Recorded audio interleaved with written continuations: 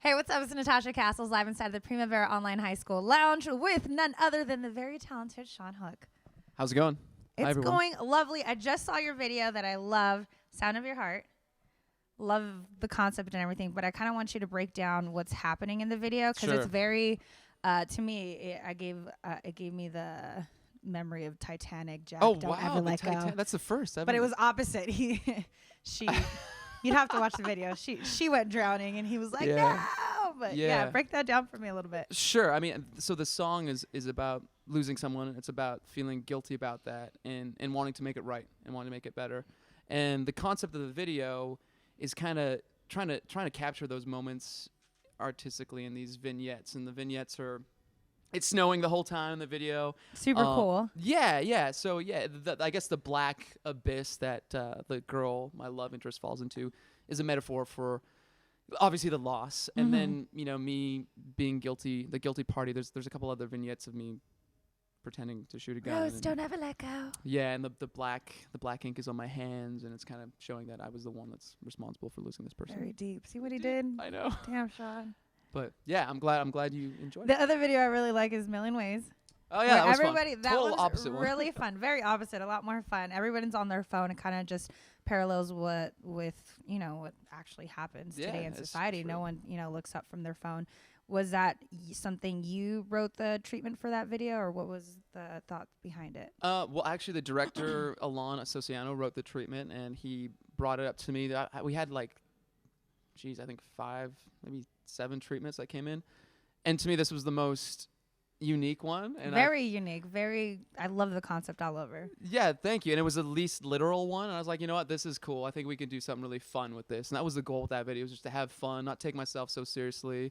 And just kind of like you said, highlight the fact that every day we're kind of bumping into people literally because we're all looking down Stuck at our on our devices. phones. Yeah, exactly. So it's like, wake up, people. There's love all around us. There's a university somewhere, I forgot where it was, but they actually have lanes on their stairwells that say texting lane, walking lane, paying attention lane. Because, a lot Does of it people, work? I'm No. guilty also, where people just text and walk and you're not paying attention to what's going around you.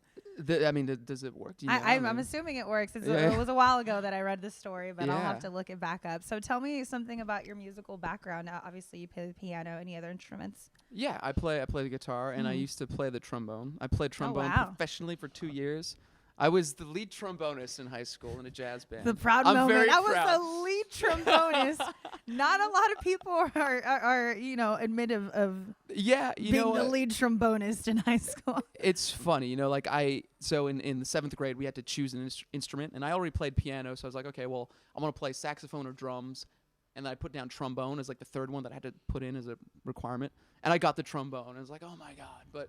Yeah, I ended up enjoying it, and for the 2 years I played it professionally, I was in a disco band playing like Earth, Wind, and Fire stuff. So and, like, the Bee Gees. It cool. was amazing. I was making money as a 17-year-old and doing what Playing I the loved, trombone. playing the trombone. It was great. Just following your efforts, following your talents. There you go. Yeah. What about growing up? What were your musical influences? I listened to a lot of classic rock, like Led Zeppelin.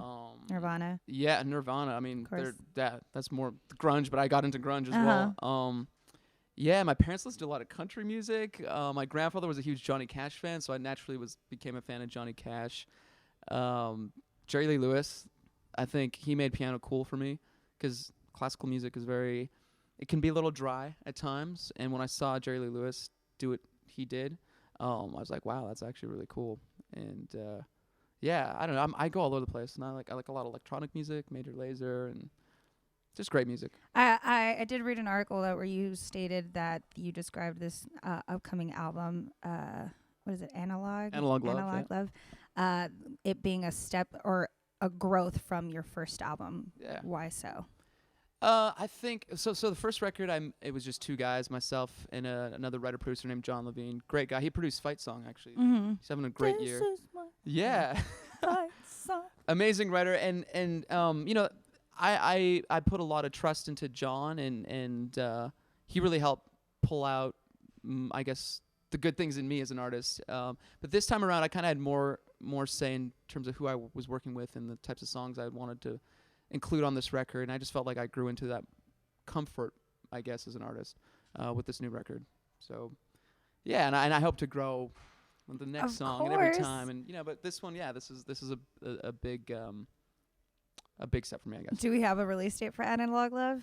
Well, there's a version of it that's out in Canada, Here but we go. we're it's still a work in progress. I think there's going to be a new record coming out with some of the songs from Analog Love and a bunch of new songs that I've been working on the last few months. Any hints we can get on these records? Well, I always love asking. It's always a no, but it's worth asking, right? Because it's a work in progress, and I don't want to promise something that I can't keep, So I've got there's 14 songs right now that are in contention. I think there's only 4 or 5 spots that are gonna make it on the final record. How do you choose what makes it? It's tough. It's got to be hard. It's your music. Of course you love it. Yeah, if you have a chance of a lifetime to bring, go to a party with 4 friends or 2 friends, who do you take? That's a really good example. That's hard. I'll take all of them. I'm like, come on, let's just have a good time, guys. Yeah, but you can't.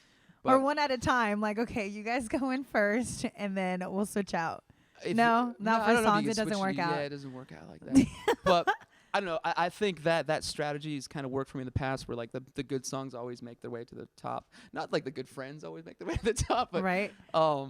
Yeah, and then I trust my team. I have a great team of people: my manager, my label, my friends. I trust certain people in music. Now, obviously, you're very talented. Playing I appreciate trombone that. and stuff, whatever. I could do that. Is there a secret talent or something about you your fans wouldn't know? I broke a Guinness World Record. Really? Standing on a Swiss exercise ball. For how long? 3 hours. Is this a true story? True story. I can look this up Go on Google right Shawn now. Hook and Google Ellen DeGeneres. I made a funny video about it. There's a spoof video about it. No way. Yeah. So you stood on is it exercise ball? Yeah, like the Swiss exercise with the air, you see at the gym. That's what balls usually have is air. Thank you. The big round one, right? Yeah. We're sitting here describing a ball. How long did you stand on it for? 3 hours, 16 minutes, and 6 seconds. Without holding on to anything? Yeah. That's a lot of core control. I'd fall right away.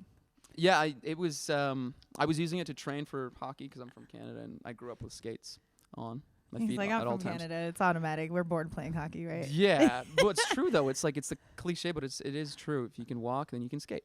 But the record, I was training on it I was doing squats and doing weights and stuff, and I was like, okay, this is a record I can break. Because as a kid, I was obsessed with the Guinness Book of World Records. I was like, I want to get in somehow. Too. Yeah. Or Ripley's Believe It or Not. Yeah, and I wasn't gonna grow up my fingernails or do all those weird things. I was like, I could totally do this, and I did it. That's the one. What was the record you broke? 2 hours. Before 2 hours. Oh, you went for the 3. Cool guy. That was the over goal. here. Do it by an hour, right? My guy, Shawn Hook, inside of the Primavera Online High School Lounge. Let everybody know where they can find you on social media. Yes, I'm all over the place. At Shawn_Hook, SHAWN_Hook is my tag.